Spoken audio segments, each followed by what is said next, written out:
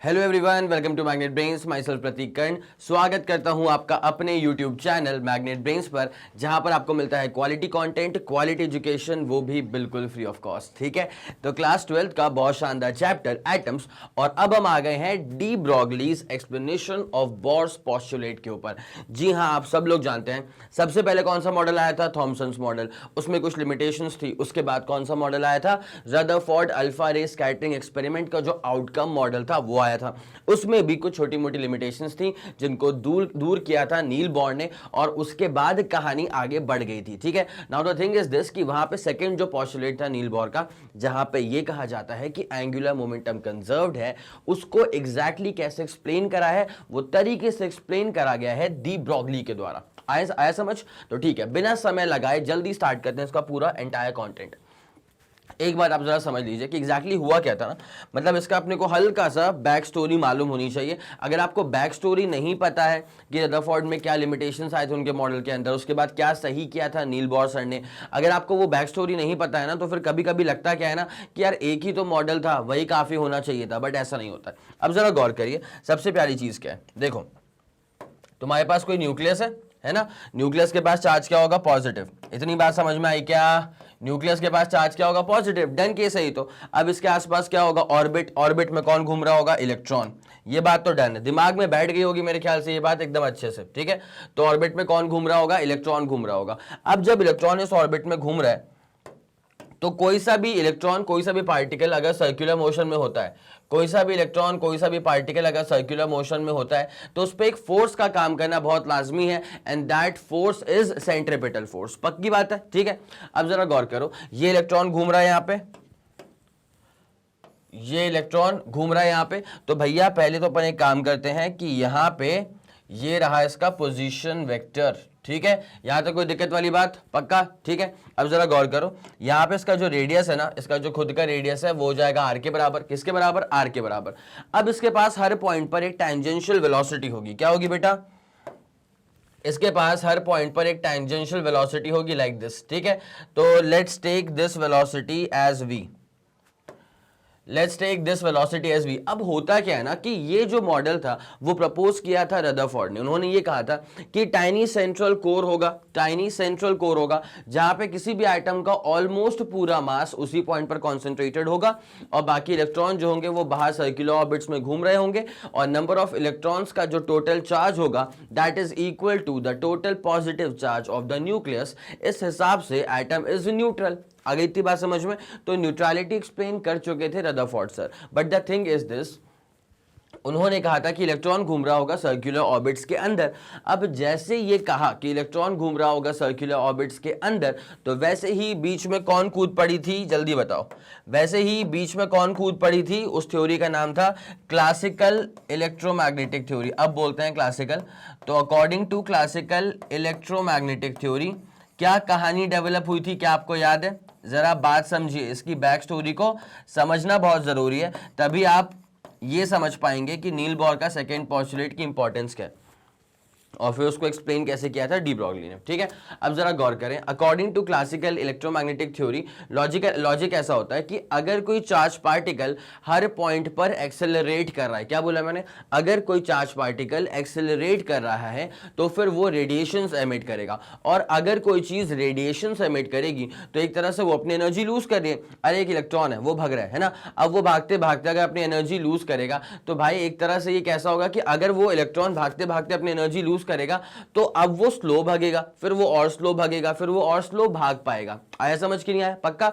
तो energy lose करने का जो पूरा लॉजिक है ना, वो कहां से आया था? वो आया था according to classical electromagnetic theory. ठीक है, तो जब भी कोई चार्ज पार्टिकल एक्सेलरेट करेगा, now the thing is this, कई बच्चे ये सोच लेते हैं कि सर ये जो इलेक्ट्रॉन है, अगर हम ऐसा मान लें कि वो सर्कुलर ऑर्बिट में बहुत ही यूनिफॉर्म स्पीड के साथ घूम रहा है। ठीक है, वर्ड्स पे ध्यान दीजिएगा, काफी बच्चे ये पूछते हैं कि सर अगर ये जो इलेक्ट्रॉन है अगर वो सर्कुलर ऑर्बिट में घूम रहा है बट यूनिफॉर्म स्पीड के साथ घूम रहा है, तब तो एक्सेलरेट नहीं करेगा। But the thing is this कि यहां पे है क्या, जब ये इलेक्ट्रॉन ऐसे घूम रहा है ना सर्कुलर ऑर्बिट में, तो हर पॉइंट पर इसकी डायरेक्शन चेंज हो रही है, हर पॉइंट पर इसकी डायरेक्शन चेंज हो रही है। सर कैसे चेंज हो रही है भाई? यहाँ पे टेंजेंशियल वेलोसिटी, जब यहाँ पहुंचेगा तो टेंजेंशियल वेलोसिटी, यहाँ पहुंचेगा तो टेंजेंशियल वेलोसिटी, यहाँ पहुंचेगा टेंजेंशियल, तो यहाँ पे आप देख सकते हैं कि इलेक्ट्रॉन के पास ना हर पॉइंट पर टेंजेंशियल वेलोसिटी अलग अलग डायरेक्शन में है। अब अगर आप वेलोसिटी पे ध्यान दें तो velocity is basically a vector quantity, velocity is basically a vector quantity. तो अगर वेलोसिटी वेक्टर क्वांटिटी है, इसका मतलब ये हुआ कि वेलोसिटी के पास वैल्यू भी होगी और वेलोसिटी के पास डायरेक्शन भी होगा। क्या इस बात को आप लोग समझ पाए? क्या कहा मैंने? अगर वेलोसिटी एक वेक्टर क्वांटिटी है तो उसके पास वैल्यू भी होगा एज वेल एज डायरेक्शन भी होगा। अब अगर आप ऐसा मान लें कि इलेक्ट्रॉन यूनिफॉर्म स्पीड से घूम रहा है सर्कुलर ऑर्बिट में, तो कोई दिक्कत वाली बात नहीं है। आपने बोल दिया कि वैल्यू कांस्टेंट है, मैंने बोला हाँ भैया वैल्यू कांस्टेंट है, लेकिन अब तुम मुझे बताओ कि इस सर्कुलर पाथ में क्या तुम रोक पाओगे टेंजेंशियल वेलोसिटी को चेंज होने से? भाई इस पर यहां टेंजेंट जा रहा है, इस पर ले यहां टेंजेंट आ गया तो डायरेक्शन चेंज हो गया, वापस चेंज हो गया, ले वापस चेंज हो गया, ले वापस चेंज हो गया डायरेक्शन। ठीक है, तो भैया अगर हर पॉइंट पर डायरेक्शन चेंज हो रहा है तो इसका मतलब ये हुआ, सीधी सी बात है, कि हर पॉइंट पर वेलोसिटी भी चेंज हो रही है। और अगर हर पॉइंट पर इलेक्ट्रॉन की वेलोसिटी चेंज हो रही है तो लॉजिक वहीं पे सेट हो गया। भाई अब हर पॉइंट पर आप वेलोसिटी को चेंज होने से रोक नहीं पाओगे, तो वेलोसिटी चेंज होगा मतलब एक्सेलरेशन होगा। अब जैसे किसी चार्ज पार्टिकल में एक्सेलरेशन हुआ तो ये क्या बोलता है क्लासिकल ईएमटी थ्योरी, कि कोई भी एक्सेलरेटेड चार्ज जो है वो एक्सेलरेटेड चार्ज जो है वो एमिट करता है रेडिएशंस। क्या एमिट करता है? रेडिएशंस। ये वाला लॉजिक मेरे ख्याल से आप लोग भली भांति समझ गए होंगे कि अगर कोई चार्ज पार्टिकल एक्सेलरेटेड स्टेट में है तो फिर वो रेडिएशंस एमिट करेगा। क्या एमिट करेगा? वो रेडिएशंस एमिट करेगा। It's as simple as that. अब जरा आप गौर फरमाइएगा, अगर ये इलेक्ट्रॉन ऐसे रेडिएशंस एमिट करेगा तो इवेंचुअली क्या होगा पता है? इसका जो सर्कल है ना वो इतना बड़ा नहीं बन पाएगा। फिर वो सर्कल जो है बेटा, वो सर्कल छोटे हो जाएंगे और छोटे हो जाएंगे और छोटे हो जाएंगे, तो ये सर्कल जो है वो छोटे छोटे हो जाएंगे। और अगर सर्कल छोटा हो जाएगा, सर्कुलर पाथ छोटा हो जाएगा, तब जो इलेक्ट्रॉन है एक स्टेट ऐसा आ जाएगा कि electron will ultimately spiral inverts and collapse with the nucleus. आया समझ? अगर इलेक्ट्रॉन ऐसे कोलैप्स कर जाएगा विद द न्यूक्लियस तो भैया फिर तो जो आपका एटम है वो बड़ा अनस्टेबल हो गया। लेकिन इकलौती चीज जो दिमाग में डन होती है वो तो ये होती है कि कुछ भी हो जाए लेकिन एटम जो है वो स्टेबल रहेगा, एटम जो है वो स्टेबल रहेगा। और यहाँ पे क्या समझ में आ रहा है कि यार एटम तो अनस्टेबल हो गया। आया समझ कि नहीं आया? तो लॉजिक वही है यहाँ पे कि भैया हर पॉइंट पर डायरेक्शन चेंज हो रहा है तो वेलोसिटी भी चेंज हो रही है तो एक्सेलरेशन तो होगा। और जैसे किसी चार्ज पार्टिकल में एक्सेलरेशन हो गया तो वहां पे कूद के आ जाती है कौन? Classical electromagnetic theory.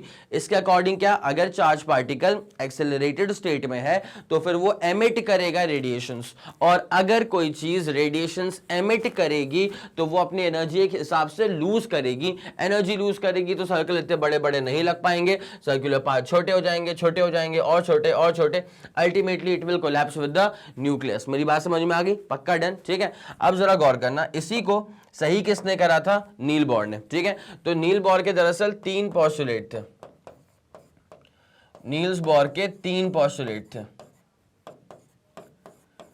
अब मैं आपको जरा उन पोस्टुलेट्स के बारे में थोड़ी जानकारी दे देता हूं, थोड़ी क्या पूरी दे देता हूं। नील बोर के पोस्टुलेट के बारे में जानकारी तुम पूरी ले लो, ठीक है? फिर जरा गौर करना, अच्छे से समझ में आएगा तुमको पूरा।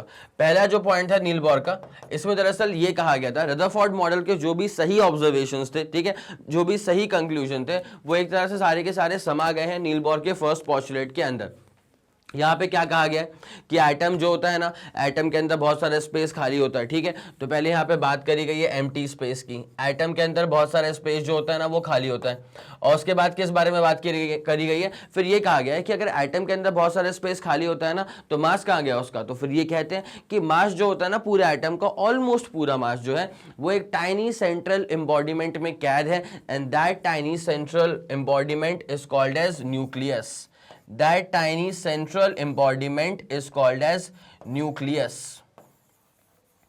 फिर कहा गया था कि यहाँ पे एक और चीज के बारे में जानकारी दी गई थी कि भैया जो इलेक्ट्रॉन्स थे ना वो तो बाहर घूम रहे होते हैं सर्कुलर पाथ में। फिर मैंने कहा था, हमेशा कहा है मैंने, कि अगर कोई चीज सर्कुलर पाथ में घूम रही है तो इसका मतलब ये है कि उसके ऊपर एक सेंट्रीपिटल फोर्स काम कर रहा होगा। क्या काम कर रहा होगा? सेंट्रीपिटल फोर्स काम कर रहा होगा। अब भाई दुनिया जानती है, ये रहा न्यूक्लियस पॉजिटिवली चार्ज, ये रहा इलेक्ट्रॉन नेगेटिवली चार्ज। अगर इलेक्ट्रॉन सर्कुलर पाथ में घूम रहा है तो सर्कुलर मोशन एग्जीक्यूट करवाने के लिए एक फोर्स जो रिक्वायर्ड होता है सेंट्रीपिटल फोर्स जो रिक्वायर्ड होता है वो आया तो आया कहां से, तो वो दिया है न्यूक्लियस ने अपने इलेक्ट्रोस्टैटिक फोर्स ऑफ अट्रैक्शन से, ठीक है।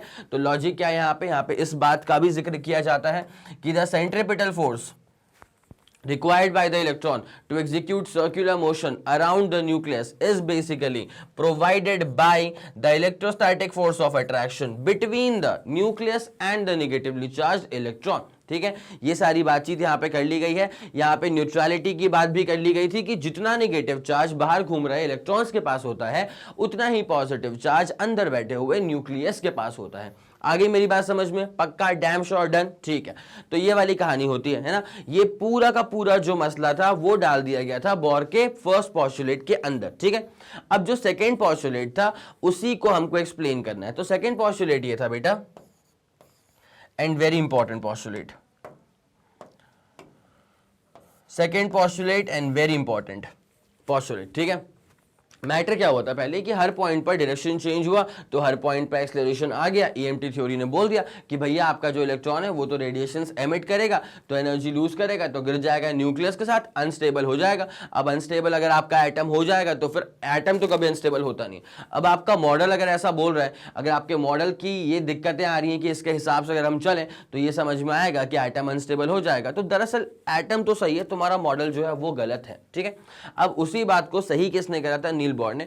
नील बोर सर ने ये कहा कि यार इलेक्ट्रॉन जो है ना वो घूमेगा तो सर्कुलर ऑर्बिट्स में ही, इसमें कोई दो राय नहीं है। नील बोर ने डन कर दिया, बिकॉज क्लासिकली एम्प्टी थ्योरी वही बोल रही है कि लो भैया अगर सर्कुलर ऑर्बिट में घूमेगा तब तो लो लूज करेगा एनर्जी, है ना, तो ultimately atom will become unstable. लेकिन नील बोर सर टिके रहे इस बात पे कि नहीं, इलेक्ट्रॉन जो है ना वो घूम तो रहा है ऑर्बिट्स के अंदर ही, but the thing is this कि ऐसे हर किसी ऑर्बिट में नहीं घूम रहा भैया, बहुत स्पेशल ऑर्बिट्स में घूम रहा है, ठीक है। और स्पेशल ऑर्बिट्स को नाम दिया गया था डिस्क्रीट, मतलब ऐसा नाम तो नहीं दिया गया बट उसको ये बहुत बार इसी से रेफर करते हैं, डिस्क्रीट ऑर्बिट्स, ठीक है। ऐसे हर किसी ऑर्बिट में नहीं घूमता है, डिस्क्रीट ऑर्बिट्स में घूमता है। और वो उनका नेचर कैसा है? उनका नेचर है नॉन रेडिएटिंग, डिस्क्रीट ऑर्बिट्स में घूमेगा और वो डिस्क्रीट नॉन रेडिएटिंग ऑर्बिट्स होंगे। अब यार ये तो मतलब एकदम सीधी साफ और स्पष्ट बात कह दी गई है। ये क्या बोल रही है क्लासिकल एम्प्टी थ्योरी कि यार इलेक्ट्रॉन जो है ना उस ऑर्बिट में घूमेगा तो रेडिएशन एमिट करेगा। ये क्या बोल रहे हैं कि घूमेगा तो ऑर्बिट में ही लेकिन रेडिएशन एमिट नहीं करेगा, और नाम तक रख दिया कि नॉन रेडिएटिंग ऑर्बिट्स होंगे। अब अगर आप ऐसी बातें करते हैं तो ऑब्वियसली आपको उसको सपोर्ट करना पड़ेगा, बिकॉज आपको अपोज करने वाले बैठे हुए हैं, वो तो बाकायदा बोले जा रहे हैं, बार बार बोले जा रहे हैं कि भैया आपका इलेक्ट्रॉन जो है वो एमिट करने वाला है रेडिएशन, लूज कर देगा एनर्जी। ये बोल रहे हैं कि नहीं, ऑर्बिट में ही घूमेगा लेकिन एनर्जी को लूज नहीं करेगा। भाई कैसे नहीं करेगा? सपोर्ट करो अपना स्टेटमेंट।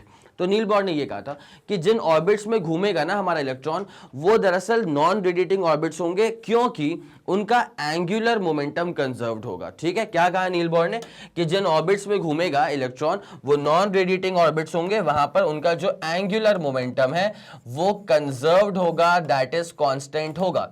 अब इससे क्या मतलब होता है तो जरा गौर करिए। देखिए बेटा, एक बार बनाया न्यूक्लियस, दे दिया इसको चार्ज पॉजिटिव का, कोई मसला नहीं है, ठीक है। अब इसके बाहर ऑर्बिट में कौन घूम रहा होगा? इसके बाहर के ऑर्बिट में कौन घूम रहा होगा? इलेक्ट्रॉन घूम रहा होगा। यहां पर भी कोई दिक्कत नहीं है, बस इस ऑर्बिट का ही मसला थोड़ा सा समझना पड़ेगा। ये अपने पास क्या मान लिया अपन ने?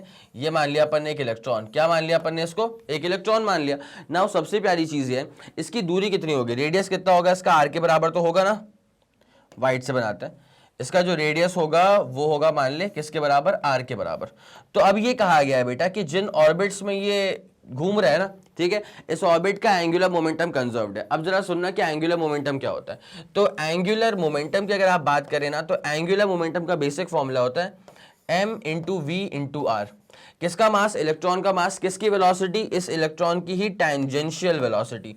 इस इलेक्ट्रॉन की ही कैसी वेलोसिटी बेटा? इस इलेक्ट्रॉन की ही टैंजेंशियल वेलोसिटी, ठीक है।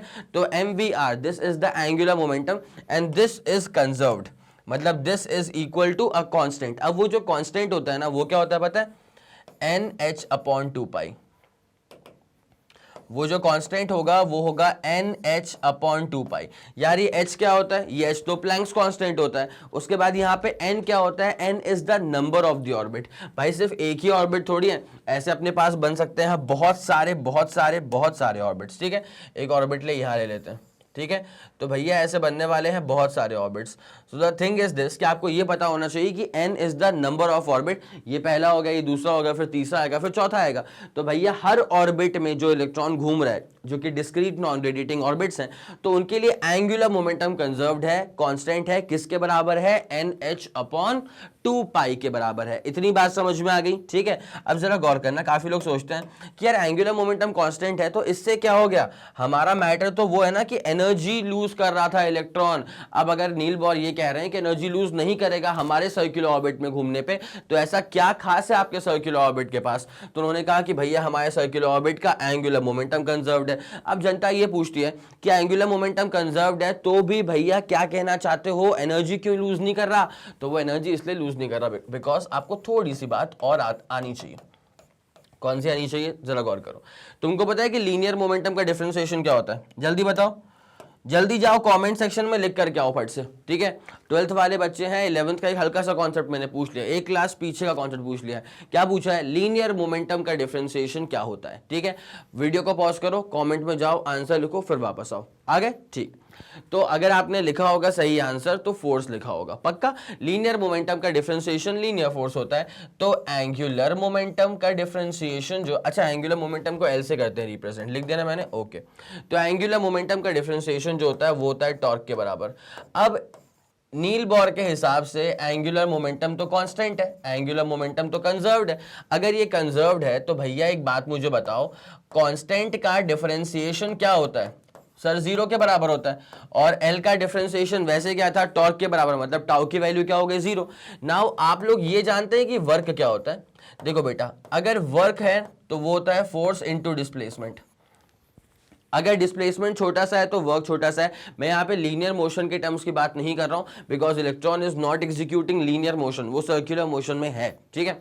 अब जरा गौर करें तो डिस्प्लेसमेंट कैसा होगा, लीनियर तो होगा नहीं, यहाँ पे कैसा होगा, एंगुलर डिस्प्लेसमेंट। और फोर्स जो काम करेगा उसको अपन क्या नाम देंगे, टॉर्क नाम देंगे। क्या नाम देंगे, टॉर्क, ठीक है। तो work equal to torque into displacement तो हो चुका है। मेरे ख्याल से इतनी कहानी तो आराम से समझ में आ गई होगी। अब जरा गौर फरमाइएगा छोटी सी बात के ऊपर। बेटा यहां पे ना अगर अपना जो ये टाउ है उसकी वैल्यू 0 हो गई है तो ऑब्वियसली ये जो वर्क है इसका भी आंसर क्या आ जाएगा, 0। अब यार एनर्जी ही वर्क होती है, वर्क ही एनर्जी होती है। अगर वर्क 0 आ रहा है इसका मतलब एनर्जी डिसिपेशन कितना हो गया, 0। भाई एनर्जी डिसिपेशन मतलब एनर्जी कौन लूज कर रहा है? तो इलेक्ट्रॉन जब घूम रहा था तो क्लासिकल ईएमटी थ्योरी पीछे पड़ी हुई थी कि भैया आपका इलेक्ट्रॉन जो है वो एनर्जी लूज करेगा। बट अभी के हिसाब से देख के समझ में आ गया कि नहीं नहीं नहीं, अगर एंगुलर मोमेंटम कंजर्व्ड है, अगर एंगुलर मोमेंटम कांस्टेंट है तो भैया तब जाकर के एनर्जी डिसिपेशन 0 हो जाता है। अब देखो भाई कितना प्यारा माहौल बन गया। अगर इलेक्ट्रॉन घूम रहा है सर्कुलर ऑर्बिट के अंदर, उसका एंगुलर मोमेंटम कंजर्व्ड है तो टॉर्क 0 है तो एनर्जी डिसिपेट कर ही नहीं रहा। अब अगर इलेक्ट्रॉन सर्कुलर ऑर्बिट में घूमते हुए एनर्जी डिसिपेट नहीं करेगा तो जाकर के नहीं घुसने वाला न्यूक्लियस के अंदर, एटम अनस्टेबल नहीं होने वाला, तो एटम कैसा रहेगा, स्टेबल रहेगा। आया समझ? तो ये था नील बोर का सेकेंड पोस्टुलेट। अब इसी बात को यार अब जनता ये भी तो पूछती है कि यार ये वाला फंडा जो है ना कि एंगुलर मोमेंटम कंजर्व्ड होगा, ये एग्जैक्टली थोड़ा सा कोई एक्सप्लेन कर दे, हल्का सा फीलिंग दिला दे तो वो कैसे हो पाता है, ठीक है। तो वो फीलिंग दिलाने वाला काम तो मेरा ही है ऑब्वियसली, ठीक है। एंगुलर मोमेंटम कंजर्व्ड कैसे होगा, अब इसमें सपोर्ट किसने करा है, डी ब्रॉगली ने। तो उनका पूरा पोस्टुलेट चेक करने वाले हैं अपन, एग्जैक्टली क्या एक्सप्लेनेशन है उस पोस्टुलेट का। तो एक बार जरा आप एक काम करें, पहले आप इसका स्क्रीनशॉट ले लें, ठीक है। एक बार जरा पहले आप इसका स्क्रीनशॉट लो, जल्दी करना बेटा, जल्दी करना। 3 2 1 रेडी गो एंड डन, ठीक है। इसका स्क्रीनशॉट ले लिया, अगला मैटर ये, ठीक है। इसका स्क्रीनशॉट लो, उसके बाद फिर आपको लेकर के आते हैं डी ब्रॉगली के एक्सप्लेनेशन के ऊपर। और किसका एक्सप्लेनेशन है ये, डी ब्रॉगली का एक्सप्लेनेशन फॉर नील बोर का सेकंड पोस्टुलेट कि MVR is going to be a constant, ठीक है। मसला बस यही है कि यार लोग एक बार इस बात को समझ जाएं कि MVR is going to be a constant. अगर ये कांस्टेंट आपने समझ लिया ना तो उसके बाद ये सारी चीजें जो है एकदम सेंसिबल लगती हैं, पक्का, ठीक है। एक बार इसका स्क्रीनशॉट लो, उसके बाद कहानी को आगे बढ़ाते हैं। जल्दी करना please, 3 2 1 ready go and done. हो गया हो गया हो गया, ठीक है। ये वाला केस पूरा क्लियर आपका हो चुका है। अब यहाँ पे आपके सामने जो ये सारा चीज बना हुआ है, ये जो बना हुआ है अपने पास गिटार, ठीक है, गिटार में स्ट्रिंग्स लगे होते हैं। जैसे ये स्ट्रिंग होता है ना, ये दरअसल एक ऐसा इंपॉर्टेंट है जो कि दो एंड्स पे प्लग्ड है, ठीक है, जो कि दो एंड्स पे एकदम अटैच्ड है। अगर मैं इस स्ट्रिंग को हल्का सा प्लग करता हूं, ठीक है, सबको पता होता क्या होता है, एक स्ट्रिंग है, यहां पर फिक्स्ड है, यहां पर फिक्स्ड है, ठीक है, गिटार वाला एग्जांपल मैंने यहां पे इसलिए लेके रखा हुआ है। अब जैसे मैं इस स्ट्रिंग को अगर हल्का सा प्लग कर दूं, ठीक है, हल्का सा अगर मैं स्ट्रिंग को प्लग कर दूं तो क्या होने वाला है, इसके अंदर बनने वाली है बहुत सारी वेव्स। क्या बनने वाली है, इसके अंदर बहुत सारी वेव्स बनने वाली है, ठीक है। अब वो वेव्स को कैसे रिलेट करा, वेव्स के मोशन को कैसे डी ब्रॉगली ने रिलेट करके बताया है, वो आपको समझना पड़ेगा। तो जरा एक काम करिए, पहले जरा आप एक बार इसका स्क्रीनशॉट ले लो पहली फुर्सत में, उसके बाद क्या चीजें लिखी हुई हैं जरा पढ़ के देखो, समझ के देखो, तुम्हारा खुद का दिमाग तुम्हें कहां लेकर के जाता है, ठीक है। उसके बाद फिर इस वीडियो को प्ले करना और फिर मैं समझाता हूं एग्जैक्टली यहां पे क्या बताया जा रहा है। तो जल्दी इसका स्क्रीनशॉट ले लो, जल्दी करो प्लीज। चलिए फिर, बहुत शानदार। तो मेरे ख्याल से आप लोगों ने देख लिया होगा, समझ लिया होगा, परख लिया होगा कि एग्जैक्टली क्या बताना चाह रहे हैं डी ब्रॉगली, कैसे एक्सप्लेन करना चाह रहे हैं वो नील बोर के सेकंड नंबर के पोस्टुलेट को, ठीक है। अब जरा गौर करें क्या लिखा हुआ है। The second postulate of Bohr atom model says that angular momentum of electron, लिख लें जरा इसको, that angular momentum of electron orbiting around the nucleus is quantised. Obviously angular momentum has to be quantised, मतलब n times integral multiple of h/2π, जहां पे h जो होता है ना बेटा वो होता है प्लैंक्स कांस्टेंट, ठीक है। अब इसकी वैल्यू क्या होती है, 6.636 10⁻34 जूल सेकेंड। अगर किसी को नहीं मालूम थी तो लिख दी उसके लिए, ठीक है। जहां पे n क्या होता है, it is the number of orbit, first second third. जैसे आप दूर जाओगे नंबर बढ़ता रहेगा, ठीक है। किससे दूर जाओगे, न्यूक्लियस से। न्यूक्लियस के पास वाला नंबर ऑर्बिट 1, ठीक है। न्यूक्लियस के थोड़ा सा दूर गया नंबर ऑर्बिट 2, और दूर गया 3 4 5 टिल इन्फिनिटी, ठीक है। अब उसके बाद हुआ क्या था कि 1930 में आया था नील बोर का पोस्टुलेट। उसके 10 साल के बाद एक्सप्लेनेशन आया था लुइस डी ब्रॉगली का, explain this puzzle in 1923, 10 years after Bohr proposed his model. Okay, according to de Broglie क्या कहा गया था, the electron in its circular orbit as proposed by Bohr must be seen as a particle wave. मतलब electron को देखने का तरीका जो है ना वो आपको हल्का सा बदलना पड़ेगा। डी ब्रॉगली का जो नाम फेमस है ना वो दरअसल इसी कारण से फेमस है। वो क्यों फेमस है, एक फॉर्मूला है बेटा, lambda is equal to h/mv, बहुत तगड़ा फॉर्मूला। ये एक ऐसा फॉर्मूला है जिसमें वेव नेचर और पार्टिकल नेचर दोनों को ही एक साथ एकदम समागम कर दिया गया है। Lambda stands for wave nature, wavelength ना, और मास स्टैंड्स फॉर पार्टिकल नेचर, ठीक है। मास मतलब पार्टिकल, ठीक है। पार्टिकल का ही तो मास होता है, वेव का तो मास होता नहीं है। वेव का क्या होता है, वेवलेंथ होता है। पार्टिकल के पास क्या होता है, मास होता है। तो ये दोनों नेचर मतलब पार्टिकल और वेव नेचर दोनों को एक साथ समागम करा गया है इस वाले फॉर्मूले के अंदर। और इस वेवलेंथ को मैटर वेव, मतलब इसको मैटर वेव का वेवलेंथ भी कहते हैं या फिर डी ब्रॉगलीज वेवलेंथ भी कहा जाता है। इसको डी ब्रॉगलीज वेवलेंथ भी कहा जाता है। तो मेरे ख्याल से इतनी कहानी आप लोग को अभी समझ में आ रही होगी, ठीक है। अब जरा गौर करें, यहाँ पे गिटार क्यों बना करके रखा हुआ था, वो पूरी चीज जो है ना वो क्लियर हो जाएगी। अभी जरा बस ध्यान दीजिएगा कि जो डी ब्रॉगली ने प्रपोज किया वो ये प्रपोज किया कि इलेक्ट्रॉन जब सर्कुलर ऑर्बिट में घूम रहा है ना तो उसको सिर्फ पार्टिकल की तरह मत देखो, उसको एज अ पार्टिकल वेव देखो। अब पार्टिकल वेव देखने से मतलब क्या होता है, तो वो पूरी कहानी अब यहाँ पे क्लियर होती है। यहाँ जरा गौर करिए, अगर आप किसी भी गिटार के स्ट्रिंग को अगर आप प्लग करते हैं तो वहां पे बहुत सारी वेव्स बन जाती हैं, ठीक है। वेव्स तो एग्जैक्टली जितनी दिखी हैं उससे बहुत ही ज्यादा बन गई थी वेव्स, ठीक है। बट एग्जैक्टली सर्वाइव कौन सी करती हैं, सिर्फ स्टैंडिंग वेव सर्वाइव करती हैं। अब ये स्टैंडिंग वेव्स क्या होती हैं, जरा गौर करिए। जैसे मान लीजिए फॉर एग्जाम्पल पहला वेव पैटर्न, ठीक है। अब यहीं पे बन गया दूसरा वेव पैटर्न, ठीक है। तो यहां पे पता है खास बात क्या है, देखो अगर मैंने इतना एम्बॉडीमेंट कर दिया, ठीक है, मैंने एम्बॉडीमेंट कर दिया मतलब ये कि ये एक फिक्स सपोर्ट है और ये वाला एक फिक्स सपोर्ट है, ठीक है। तो यहाँ पे ना जो दोनों वेव्स हैं उनके जो नोड्स हैं वो दोनों एंड्स पे आ रहे हैं। इसका एक नोड, इसका एक नोड आखिरी वाला, ये व्हाइट वाले का एक नोड, व्हाइट वाले का अगला नोड, वो दोनों एक ही एंड्स पे आ रहे हैं ना, तो जब ऐसा प्यारा सा एकदम सिस्टम बन जाता है ना, तो ये फॉर्म करता है स्टैंडिंग वेव। क्या फॉर्म करता है? Standing wave. सिर्फ स्टैंडिंग वेव्स ही वो वेव्स होते हैं जो कि सर्वाइव कर पाएंगे। आया समझ? अगर अलग अलग तरह की वेवलेंथ आ रही है, अगर वो आपस में इंटरफेयर हो रही है, तो भाई वो पूरा पूरा वेव फ्रंट ही जो है वैनिश हो जाता है। आया समझ? तो वेव एग्जिस्ट, वेव सर्वाइव ही तब कर पाएगी जब उनका कुछ ऐसा पैटर्न आपको देखने को मिले, नोड्स जो है ना वो एकदम एंड टू एंड मैच करें, तब जाकर के basically they form standing waves, और फिर वो सर्वाइव कर जाते हैं। अब वही लॉजिक यहां पे लिखा हुआ है, देखो। We know that when a string fixed at the two ends is plugged, a large number of waves are excited. बहुत सारे वेव जो हैं वो एक्साइटेड यहाँ पे हो जाते हैं, ऐसा कुछ कार्यक्रम होता है। लेकिन अगर ऐसा स्टैंडिंग वेव फॉर्म होगा तो ही वो सर्वाइव करेगा, नहीं तो अलग अलग तरह के वेवलेंथ्स भी आपस में इंटरफेयर कर जाते हैं, उससे अल्टीमेटली पूरा वेव फ्रंट ही जो है वो वैनिश हो जाता है। तो अपन उसकी बात नहीं कर रहे हैं। आया समझ में? वो तो अनस्टेबल बिहेवियर हो जाएगा। अब उसके बाद जो कहानी है ना वो यहां पे लिखी है, गौर करेगा। But only those waves which have nodes at the two ends form the standing waves and survive. मैंने वही कहा था, जिनके नोड्स एग्जिस्ट करेंगे एट द टू एंड्स, बस वही वेव का जो पेयर होगा वो सर्वाइव करेगा, because they will form standing waves, सिर्फ वही सर्वाइव करेगा। अब उसके बाद ये लिखा हुआ, it means that in a string standing waves form when total distance traveled by a wave down the string and back is any integral multiple of wavelength। इसका एग्जैक्टली मतलब क्या होगा अब सुनना। इसका एग्जैक्ट मतलब आपको यहां पे समझ में आएगा, जरा गौर करो।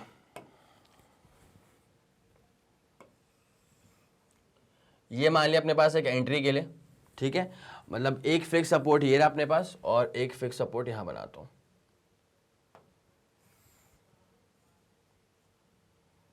ठीक है। एक फिक्स सपोर्ट ये, एक फिक्स सपोर्ट अपन ने ये ले लिया, ठीक है। अब यहां पे क्या है कि यहां से निकलने वाली हैं भैया बहुत सारी वेव्स। एक फिक्स सपोर्ट ये ले लिया अपन ने और एक फिक्स सपोर्ट रिजिड सपोर्ट अपना ये रहा, ठीक है। अब होता है क्या है बेटा, एक मैं लाइन यहां पे डाल रहा हूं ताकि आपको समझ में आए कि अच्छा इसी के अलॉन्ग जो है वो कामकाज यहाँ पूरा होने वाला है, ठीक है। इसके बीचों बीच अगर मैं पॉइंट ले लेता हूँ, इसके बीचों बीच अगर मैंने पॉइंट ले लिया, मान ले ये ले लिया, ठीक है। अब देख क्या होता है, दो वेव्स बनेंगे यहाँ पे, मतलब बनेंगी तो बहुत सारी। अगर मैं इस स्ट्रिंग को प्लग कर देता हूँ तो जब यहाँ पे पूरी वेव्स डेवलप होंगी ना, तो कार्यक्रम कैसा दिखाई देगा जरा गौर फरमाइएगा। ये वेव समझ में आया कैसा बना है, ठीक है। इसका एक नोड एक एंड पे, अगला नोड अगले वाले एंड पे तो आ चुका है, ठीक है। अब यहाँ पे ना ये एक कंप्लीट वेवलेंथ है बेटा, ये क्या है, ये एक कंप्लीट वेवलेंथ है, एक कंप्लीट वेवलेंथ, ठीक है। अब जो दूसरा वाला वेव आ रहा है, मान लो ये रहा आपके पास दूसरा वाला वेव, ठीक है। तो यहाँ पे इवेंचुअली क्या हो गया कि भैया व्हाइट वाले वेव की वेवलेंथ कितनी है, लैम्डा के बराबर, ग्रीन वाले की कितनी है वेवलेंथ, लैम्डा के बराबर। तो यहाँ पे जो ये डिस्टेंस ट्रैवल करा गया है ना, ये 1 लैम्डा के बराबर हो गया है। आया समझ के नहीं आया? आप समझते हैं 1 कंप्लीट वेव क्या होता है? ये रहा 1 कंप्लीट वेव, ठीक है। अब जरा गौर करें, नीचे वाला भी क्या है, 1 कंप्लीट वेव ही है, आधा वेव नहीं है। अब जरा गौर करिए बेटा क्या हो रहा है, कोई अगर पूछ ले कि डिस्टेंस क्या है, तो डिस्टेंस इक्वल टू 1 लैम्डा, और वही कहा जाता है भाई, इसी को तो बोलते हैं कि डिस्टेंस इज इंटीग्रल मल्टीपल। 1 क्या है, इंटीजर ही तो है, तो distance is integral multiple of complete wavelength lambda. आया समझ? तो ऐसा वाला वेव स्टैंडिंग वेव है, तो फिर ये सर्वाइव कर लेगा। अब इसका मैं आपको एक और बहुत प्यारा एग्जांपल दिखाता हूं, तो कहानी आपके लिए थोड़ी सी और क्लियर हो जाएगी, ठीक है। अगला वेव स्ट्रक्चर समझो, समझना अच्छे से, गौर करना अच्छे से। यहां बनाता हूं,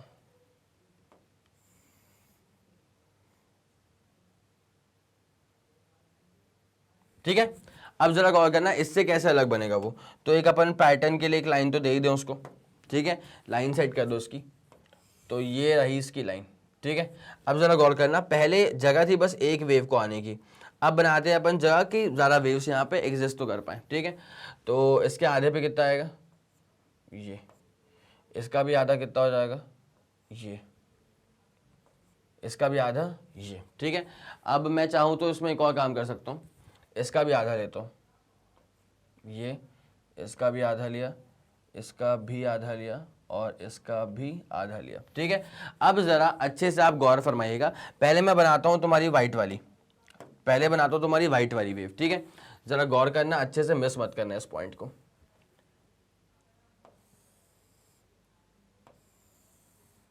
भाई ये तो 1 लैम्डा हुआ, अब हुआ भाई ये 2 लैम्डा, अब हुआ भाई ये 3 लैम्डा, अब हुआ भाई ये 4 लैम्डा, ठीक है। तो टोटल डिस्टेंस जो है वो किसके बराबर हो जाएगा यहाँ पे, 4 लैम्डा के बराबर, ठीक है। तो 4 लैम्डा भी क्या होता है, इंटीग्रल मल्टीपल ही तो हुआ ना, ठीक है। लेकिन अभी क्या यहाँ पे एक ही वेव से क्या स्टैंडिंग फॉर्म हो जाएगा, नहीं, अब दूसरी वाली वेव भी आएगी। तो दूसरी वाली वेव इसको ऐसे करेगी, देखो 1 लैम्डा ग्रीन वाले का, दूसरा लैम्डा ग्रीन वाले का,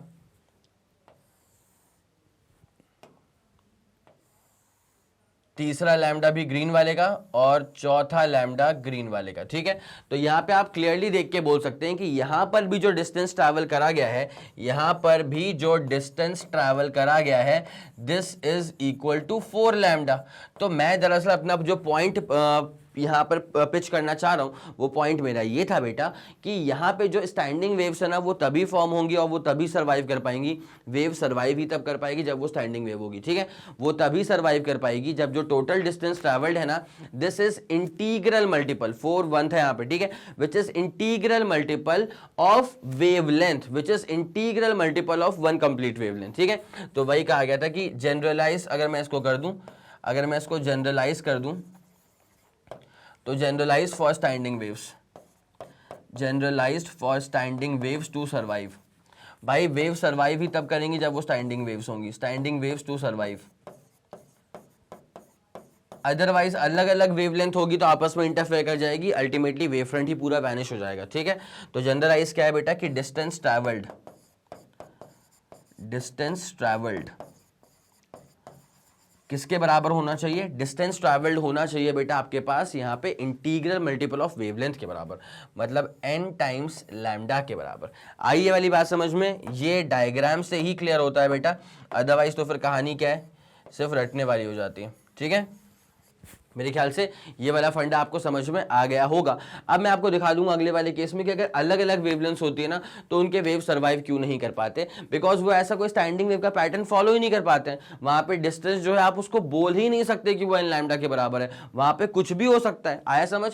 तो ये होगा तुम्हारा एकदम स्टैंडर्ड केस। तो एक काम करिए बेटा, यहाँ जो स्टेटमेंट लिखा हुआ था ना, it means that in a string standing waves form when, यहाँ पे कैसी फॉर्म हो रही है, स्टैंडिंग वेव्स तो फॉर्म हो रही है, यहाँ पर वेव्स कैसी हैं भाई, कैंसिल हो गया ना, जितना ऊपर उतना नीचे कैंसिल हो गया, तो यहाँ पे स्टैंडिंग वेव्स ही फॉर्म हो रही है। तो वही लिखा था कि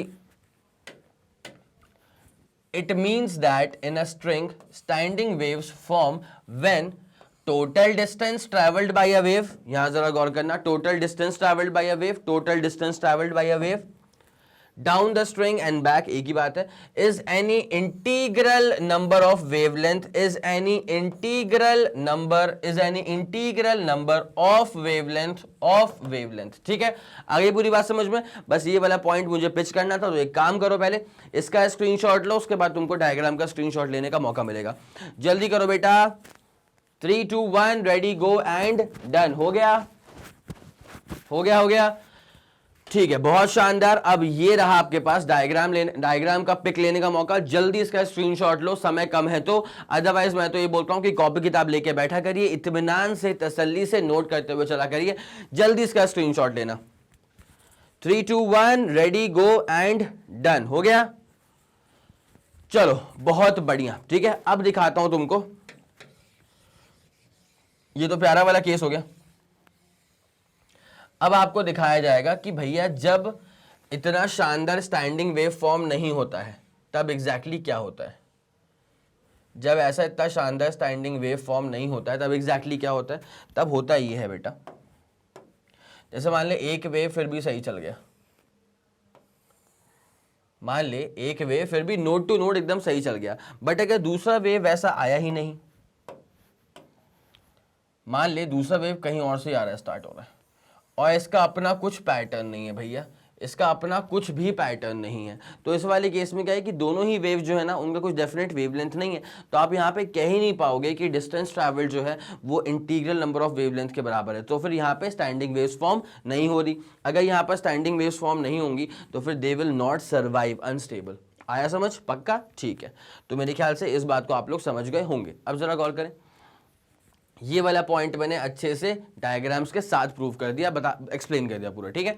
waves with other wavelengths interfere themselves upon reflection and their amplitudes quickly vanish. Vanish का मतलब हो जाता है गायब हो जाता है, वही तुमको मैंने अभी जस्ट थोड़ी देर पहले दिखाया था। यहाँ पे क्या हुआ था, ये वेव्स कहाँ एग्जिस्ट कर पाएंगी, इनके जो एम्पलीट्यूड्स है वो ऐसे इंटरफेयर कर रहे हैं, तो ये यहाँ पे कोई पैटर्न फॉलो नहीं हो रहा, so therefore they are not forming standing waves, तो ये वैनिश हो जाएंगे, एग्जिस्ट नहीं कर पाएंगे, अनस्टेबल बिहेवियर। आया समझ? उसके बाद क्या लिखा है, hence according to de Broglie, वही लॉजिक पूरा स्टैंडिंग वेव्स वाला फंडा इन्होंने चिपका दिया इलेक्ट्रॉन्स के ऊपर कि a stationary orbit is that which contains an integral number of de Broglie waves associated with the revolving electron। ठीक है, स्टेशनरी ऑर्बिट वो ऑर्बिट होगा, stationary orbit is that orbit जिसके अंदर integral number of de Broglie waves आ रहे होंगे। De Broglie wave lambda जिसके अंदर integral number of de Broglie waves आ रहे होंगे। अब सेम लॉजिक अगर आप फॉलो करते हैं किसी ऑर्बिट के लिए तो वो कहानी डेवलप कैसे होगी। मान ले अगर ये पहला वाला ऑर्बिट है, या मान ले अपने पास ये एक ऑर्बिट है जिसका रेडियस होगा आर के बराबर, तो यहां पे कंप्लीट वेव्स आएंगी। कैसी आएंगी? यहां पे कंप्लीट वेव्स आएंगी। तो इसके लिए मुझे इसको ना ऐसे बांटना पड़ेगा। ये देख, इसको मैंने ऐसे बांटा, 1 2 3 4, ठीक है। मतलब ऐसे का प्रॉपर सर्कल बना दूंगा मैं ऐसा, ठीक है, एक रफ बनाया तुम्हारे लिए अभी। तो यहाँ पे कंप्लीट वेव टू वेव चल रही है, एकदम नोड टू नोड चल रही है यहाँ पे वेव्स, ठीक है। तो ये स्टैंडिंग वेव्स बना लेंगी। यहाँ पे दूसरा वाला वेव भी तो आएगा, दूसरा वाला वेव भी तो आएगा।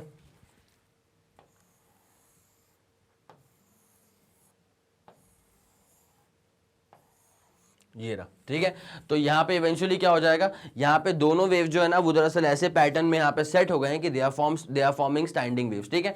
मतलब एन लैम्डा जो है ना, अब यहाँ पे भाई देखो, एक वेवलेंथ अगर पकड़े इसको अपन, जैसे इसको पकड़ लो, रेड से देखते हैं, ये 1 लैम्डा के बराबर है कि नहीं है? ऑब्वियसली यहाँ पे कितने आ रहे हैं, 4 आ रहे हैं, तो 4 लैम्डा के बराबर हो गया। तो बेसिकली अगर मैं एन के टर्म्स में बात करूं तो एन लैम्डा जो है ना, जैसे मान लिया अब ये 1 था, ऐसे यहाँ पे 4 लगे हुए हैं टोटल, तो ये 4 लैम्डा इक्वल टू अल्टीमेटली वो क्या फॉर्म कर रहे हैं, सर्कमफ्रेंस ही फॉर्म कर रहे हैं ना। तो n lambda is equal to क्या आ जाएगा, सर्कमफ्रेंस, और ये क्या हो जाएगा 2 पाई आर। अब वो रेडियस भी किसका है, जरा गौर करना, ये क्या हो जाएगा 2 पाई आर, और वो रेडियस भी किसका है, वो nth ऑर्बिट का रेडियस है, वो रेडियस भी किसका है, nth ऑर्बिट का रेडियस है। तो n lambda is equal to 2 pi r subscript n. आया ये वाला फंडा समझ में? यहां से क्लियर आउट हो रहा है, बाकी मैं इसको तरीके से और बना के दिखाने वाला हूं। तो एक बार जरा आप एक काम करिए, पहले जरा इसका स्क्रीनशॉट लीजिए। सेम फंडा फॉलो कर रहे हैं, वही सेम फंडा कि भैया एन नंबर ऑफ वेवलेंथ को मिला दो तो पूरा सर्कमफ्रेंस के बराबर तैयार हो जाएगा। तभी तो अपन कहेंगे कि भैया ऐसा पूरा स्टैंडिंग वेव फॉर्म करेगा और तब जाकर के वो स्टेबल रहेगा। आया? पक्का? अब एक काम करो, जल्दी इसका स्क्रीनशॉट लो, उसके बाद कहानी को अपन यहीं से आगे बढ़ाने वाले हैं। जल्दी करना प्लीज। चलिए ठीक है, फिर बहुत शानदार, इसको आप लोगों ने नोट कर लिया होगा, है ना। अब जो मैंने आपसे बात कही थी ना कि यहां पर जब वो वेव्स बन रही हैं तो जो टोटल डिस्टेंस ट्रैवल्ड होगा on the circumference that is equal to, that should be equal to integral multiple of basic wavelength lambda, ठीक है। अब इसी का थोड़ा सा आपको कहानी जो है वो यहां पर भी देखने को मिल जाएगा। जो मैंने बताया था उसको मैथ्स में यहां पर लिख दिया गया है, वही जो मैंने यहां पर लिखा भी तुम्हारे लिए, ये वाला इक्वेशन तो मैं आप लोग के लिए लिख भी चुका था ना कि सर्कमफ्रेंस इक्वल टू क्या हो जाएगा, n times lambda. It's as simple as that, ठीक है। एक बार डायग्राम जो है वो तरीके से एक बार देख लो, उसके बाद फिर कहानी को अपन इस डायग्राम के सहारे से भी आगे बढ़ा सकते हैं, कोई दिक्कत वाली बात नहीं है। ये रहा अपने पास एक सर्कल अरे ऑर्बिट है, ठीक है। अब क्या होता है, अगर ये ऑर्बिट है तो अपन एक काम करेंगे ना, इसको जरा बांट तो लें अपन,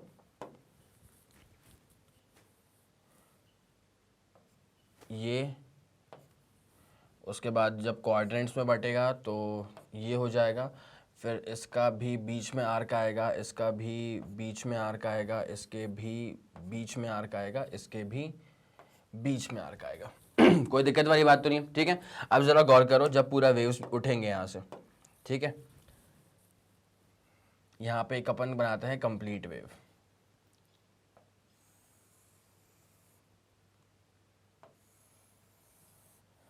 ये पहला बना, ठीक है, दूसरा, तीसरा,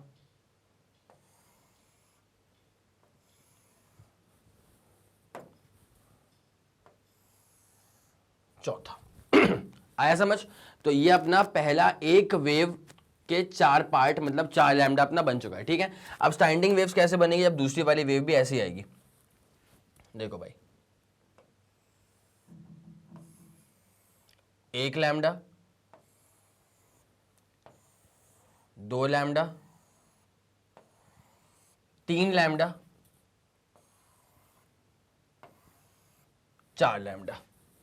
आया समझ में आप लोग को? तो ये अपने पास nth ऑर्बिट है, मान लिया अपने पास ये क्या, अपने पास nth ऑर्बिट है। इसका जो रेडियस होगा, let's call this radius as r subscript n।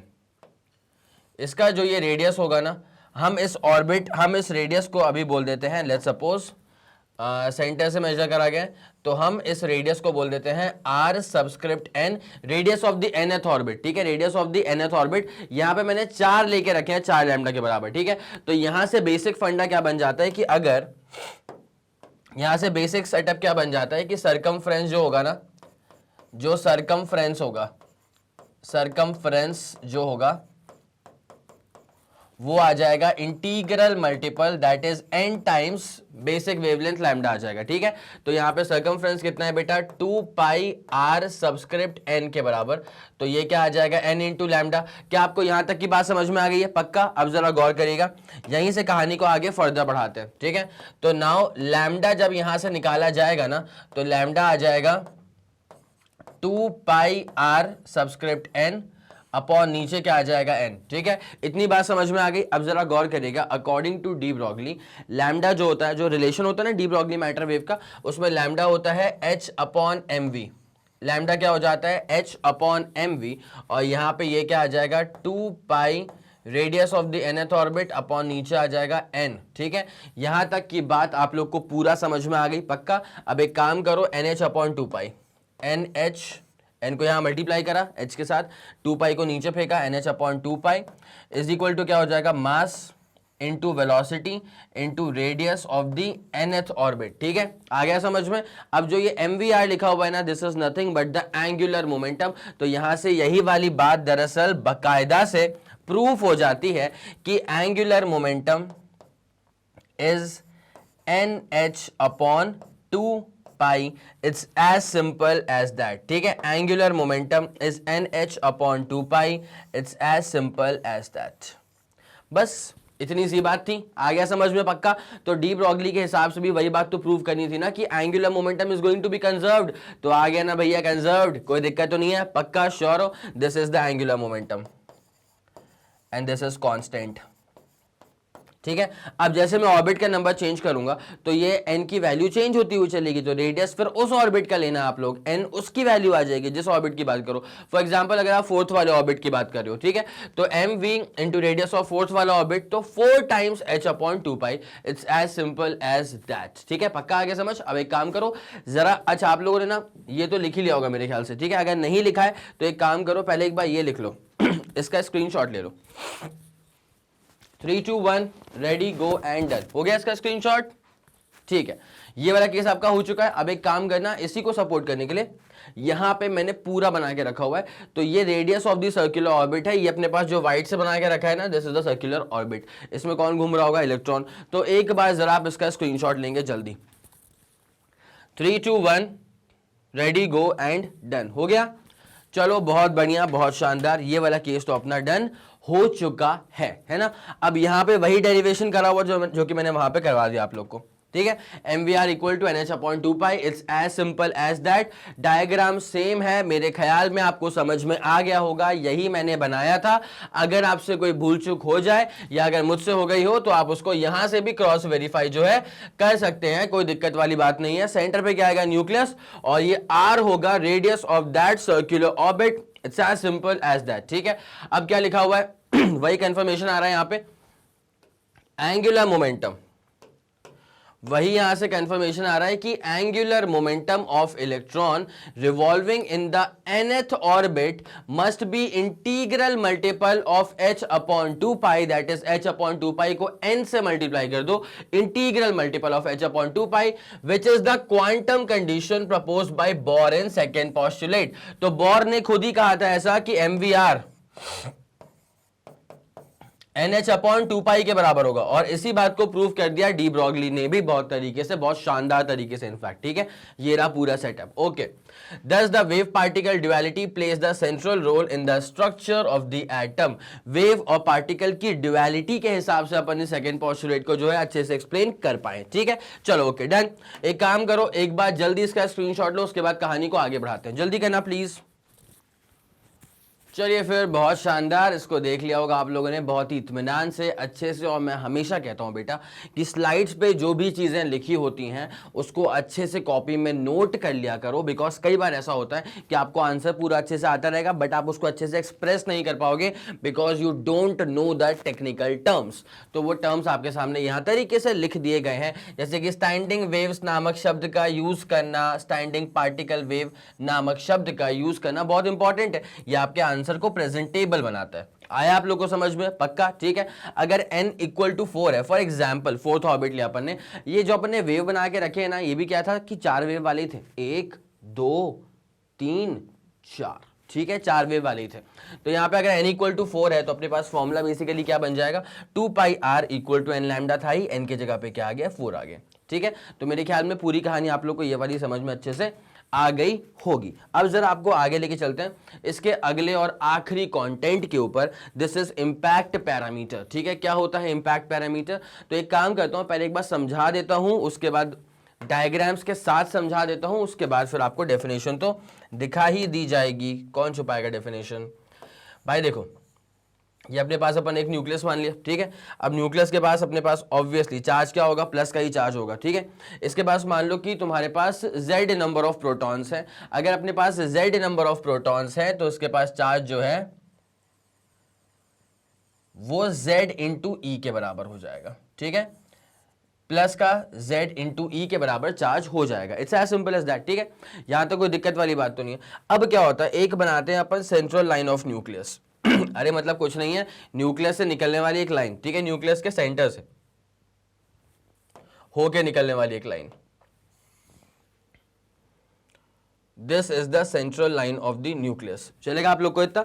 अब जरा इसको हल्का सा ना बेटा क्या करना पड़ेगा, 2 मिनट ध्यान दीजिएगा बस। ये एक वर्चुअल लाइन है बेटा। ये लाइन कैसी है? ये लाइन है वर्चुअल लाइन, ठीक है। तो अब ब्लैक वाली भी कर देते हैं यहां पे।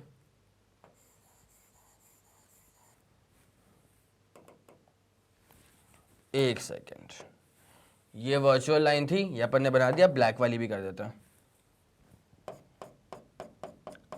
ठीक है। तो ये वाली हो गई वर्चुअल लाइन, इसको कहा जाता है nothing but central line of nucleus. क्या बोलेंगे इसको अपन? सेंट्रल लाइन ऑफ न्यूक्लियस, ठीक है। मैं एक बार इसको लिख भी देता हूं आपके लिए, this is the central line of nucleus. अब होता क्या है कि जैसे मान लो एक अल्फा पार्टिकल आ रहा है इसके पेरिफेरी के पास से, ठीक है। तो जब अल्फा पार्टिकल आएगा ना तो उसका जो पाथ होने वाला है वो एग्जैक्टली कैसा होगा पता है? सुनना अच्छे से एक बार।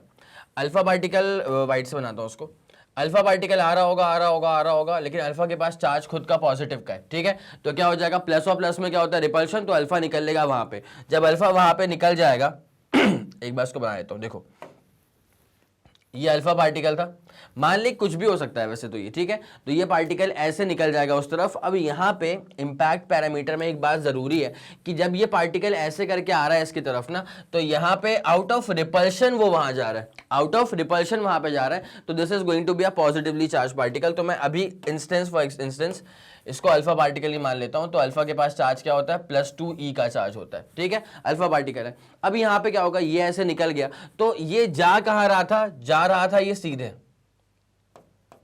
जा रहा था ये सीधे, पर वहां पे स्कैटर हो गया, तो ये अपने पास क्या आ चुका है, इसका स्कैटरिंग एंगल क्या आ गया, स्कैटरिंग एंगल। और उस केस में ये जो सेपरेशन डिस्टेंस आपको यहां पे नजर आ रहा है ना, ये जो सेपरेशन डिस्टेंस आपको यहां पे नजर आ रहा है, इसे कहा जाता है इंपैक्ट पैरामीटर, इसे कहा जाता है इंपैक्ट पैरामीटर, ठीक है। आया कुछ समझ, जल्दी बताओ, आया समझ। तो इंपैक्ट पैरामीटर को बी से करा गया है represent, impact parameter, impact parameter को रिप्रेजेंट करा गया है बी से, it's as simple as that, ठीक है। और इसका एक बेसिक सा फॉर्मूला आने वाला है, तो इंपैक्ट पैरामीटर का वो बेसिक फॉर्मूला क्या होता है, मैं आप लोग के लिए यहां पे लिख देता हूं, लिखो, देखो बेटा, B is equals to KZ E² cot theta by 2, यहां पे थीटा क्या है बेटा, थीटा मतलब ये वाला एंगल थीटा, ठीक है। तो B is equals to KZ E² cot theta by 2 upon half mv²। अरे अल्फा पार्टिकल जो आ रहा है ना, उसका वेलोसिटी v होगा, उसका मास m के बराबर होगा, तो नीचे क्या आ रही है, kinetic energy of alpha particles, ठीक है। So this is the ultimate formula, this is going to be the ultimate formula for the impact parameter, ठीक है। इसको मैं लिख देता हूं कि half mv² is the kinetic energy of approaching alpha particle. तो यहां पे here half mv² is the kinetic energy of approaching alpha particle, जो अल्फा पार्टिकल अप्रोच कर रहे हैं ना, उसकी काइनेटिक एनर्जी है, ऑफ अप्रोचिंग अल्फा पार्टिकल, ठीक है। मेरे ख्याल से ये वाली पूरी बात समझ में आ गई होगी। और ऑब्वियसली जो वो K लिखा हुआ है वहां पे बेटा, वो K क्या हो सकता है, इलेक्ट्रोस्टैटिक फोर्स कांस्टेंट के अलावा क्या होगा, ये जो K है ना, this is nothing but 1/4 pi epsilon not, जिसकी वैल्यू आती है 9 × 10⁹, जिसकी वैल्यू आती है 9 × 10⁹। It's as simple as that. तो ये होता है, ये जो सेपरेशन डिस्टेंस है ना, जो परपेंडिकुलर शॉर्टेस्ट डिस्टेंस है, इसे कहा जाता है इंपैक्ट पैरामीटर। अब वही चीज यहां पे लिखी हुई है, impact parameter is defined as the perpendicular distance of the initial velocity vector. भाई साहब, यहां पर जब आपने अल्फा पार्टिकल को फेंका, यहां पे जब आपने अल्फा पार्टिकल को फेंका, तो आपने अल्फा पार्टिकल को कुछ वेलोसिटी प्रोवाइड करी होगी, ठीक है, जिस वेलोसिटी के साथ ये भागना शुरू हुआ होगा टुवर्ड्स द न्यूक्लियस, ठीक है। तो यहाँ पे इनिशियल वेलोसिटी वेक्टर, यहाँ पे वही तो लिखा था, initial velocity vector of alpha particle from the central line of the nucleus, ये perpendicular distance of initial velocity vector of alpha particle from the central line of nucleus is as simple as that, ठीक है। आ गई ये वाली बात समझ में। उसके बाद क्या लिखा हुआ है, central line of nucleus, when the particle is far away from the nucleus of the atom, जब पार्टिकल बहुत दूर से आ रहा है, न्यूक्लियस जो सेंट्रल एटम था, जो अपने पास सेंट्रल एटम यहाँ पे था ना, ये वाला एटम, ठीक है, तो इस एटम से बहुत दूर था अल्फा पार्टिकल को फेंकने का प्रोजेक्शन पॉइंट, अब वहां से उसको फेंका तो वैसे स्कैटर कर गए, बस इतनी सी बात है। In fact the impact parameter determines the trajectory, in fact the impact parameter determines the trajectory traced by alpha particle in passing through the gold foil। यहां पे अगर इसको मैं गोल्ड फॉइल मान लेता हूं, तो इसका एटॉमिक नंबर कितना निकल के आएगा, 79। It's as simple as that, ठीक है। आया समझ। अब जरा गौर करो, इतना बस बेसिक फंडा दिमाग में डाल लो कि इनिशियल वेलोसिटी वेक्टर और सेंट्रल लाइन ऑफ न्यूक्लियस के बीच का shortest perpendicular distance is called as nothing but impact parameter, ठीक है, okay. Impact parameter is denoted by B obviously, और इसका फॉर्मूला क्या था, मैंने वहां पर भी लिख दिया था, बस के क्या लिखा मैंने, के क्या होता है 1/4 पाई एप्सिलॉन नॉट ZE का square cot theta by 2 upon जो ये नीचे E लिखा हुआ है ना, this E is the kinetic energy of alpha particle. तो मैं इसको यहां पे लिख देता हूं, this E is the kinetic energy of alpha particle, जो यहां पे लिखा हुआ E, ठीक है। और उस E को ही फिर हम निकालते थे एज हाफ mv² के तौर पे। आया समझ, पक्का श्योर हो? तो एक काम करो बेटा, जल्दी आप इसका स्क्रीनशॉट ले लो। 3 2 1 रेडी गो एंड डन, हो गया। चलो ठीक है, तो ये आपका इम्पैक्ट पैरामीटर का भी पूरा कंटेंट जो था वो आपको डिलीवर कर दिया गया है पूरा तरीके से। अगर आपको इसका स्क्रीनशॉट लेना था इसके पूरे डिटेल्ड एक्सप्लेनेशन का, तो इसका भी आप स्क्रीनशॉट ले सकते हैं। जल्दी करिएगा please. 3 2 1 ready go and done हो गया। चलो भैया, तो ये वाला केस, ये वाला कार्यक्रम आपका पूरा समाप्त करवा दिया गया है, लेक्चर खत्म हो चुका है। अब बस मैं आपसे उम्मीद करता हूं कि आप कॉपी किताब लेके बैठे होंगे, तरीके से नोट किया होगा आप लोगों ने। उसके बाद शाम को, रात को, जब भी तुम इस वीडियो को देखो, हल्का सा रेस्ट लेकर के वापस इसके नोट से गो थ्रू हो जाना। सारे फॉर्मूले दिमाग में बस जाएंगे, दिल में बस जाएंगे, कोई तकलीफ आपको नहीं आएगी, ठीक है। इसके अलावा कुछ अगर परेशानी आपको होती है तो कॉमेंट सेक्शन में हाइपर एक्टिव रहो, मुझसे बातचीत करते रहो, अपनी परेशानियां मुझ तक पहुंचाते रहिए, ठीक है। चलिए, अब मैग्नेट ब्रेन जो प्रोवाइड करता है बेटा आपको English medium as well as Hindi medium की कंप्लीट कोर्स कवरेज के साथ पूरा syllabus, spoken English, CUET, NTSC, Olympiad, UP board, Bihar board और एमपी बोर्ड। इसके अलावा कोई भी इंफॉर्मेशन अगर आपको चाहिए तो आप मैग्नेट ब्रेन्स के ऑफिशियल वेबसाइट पर विजिट कर सकते हैं, ठीक है। Thank you so much.